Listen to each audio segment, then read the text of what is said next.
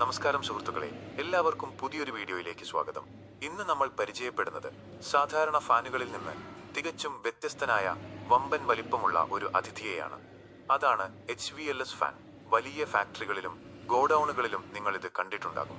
എന്താണ് ഇതിന്റെ പ്രത്യേകതയെന്നും ഇത് എങ്ങനെയാണ് പ്രവർത്തിക്കുന്നത് എന്നും നമുക്ക് നോക്കാം. HVLS എന്നാൽ ഹൈ വോളിയം ലോ സ്പീഡ് എന്നാണ് അർത്ഥം. പേര് സൂചിപ്പിക്കുന്നത് പോലെ തന്നെ വളരെ കുറഞ്ഞ വേഗതയിൽ കറങ്ങിക്കൊണ്ട് വലിയ അളവിൽ വായുവിനെ താഴേക്ക് എത്തിക്കുക എന്നതാണ് ഇതിന്റെ ജോലി.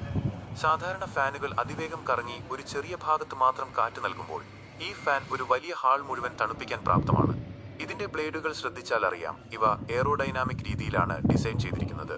ഇത് വായുവിനെ ഒരു തൂൺ പോലെ താഴേക്ക് തള്ളുകയും തറയിൽ തട്ടി വശങ്ങളിലേക്ക് വ്യാപിക്കുകയും ചെയ്യുന്നു. ഇതിനെയാണ് ഹൊറിസോണ്ടൽ ഫ്ലോർ ജെറ്റ് എന്ന് പറയുന്നത്.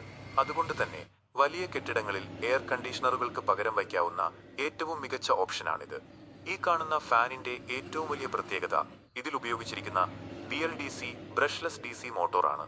ഒന്നാമതായി, ഇത് സാധാരണ മോട്ടോറുകളെ അപേക്ഷിച്ച് വളരെ കുറച്ച് വൈദ്യുതി മാത്രമേ ഉപയോഗിക്കുന്നുള്ളൂ.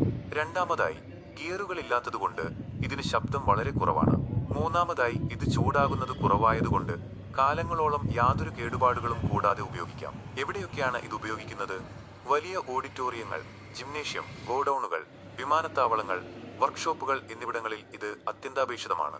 വലിയ ഏരിയ ഉള്ള സ്ഥലങ്ങളിൽ 10 മുതൽ 20 വരെ സാധാരണ ഫാനുകൾ വയ്ക്കുന്നതിനേക്കാൾ ലാഭകരവും ഫലപ്രദവുമാണ് ഒരു HVLS ഫാൻ ഇൻസ്റ്റാൾ ചെയ്യുന്നത്. അപ്പോൾ വലിയ ഇടങ്ങളിൽ വായുസഞ്ചാരം വർദ്ധിപ്പിക്കാൻ ആഗ്രഹിക്കുന്നവർക്ക് ഈ DC ഫാനുകൾ ഒരു മികച്ച നിക്ഷേപമാണ്. ഈ വീഡിയോ നിങ്ങൾക്ക് ഉപകാരപ്പെട്ടുവെങ്കിൽ ലൈക്ക് ചെയ്യാനും ഷെയർ ചെയ്യാനും മറക്കരുത്. ഇതുപോലെയുള്ള കൂടുതൽ അറിവുകൾക്കായി ചാനൽ സബ്സ്ക്രൈബ് ചെയ്യുക. അടുത്ത വീഡിയോയിൽ കാണാം. നന്ദി.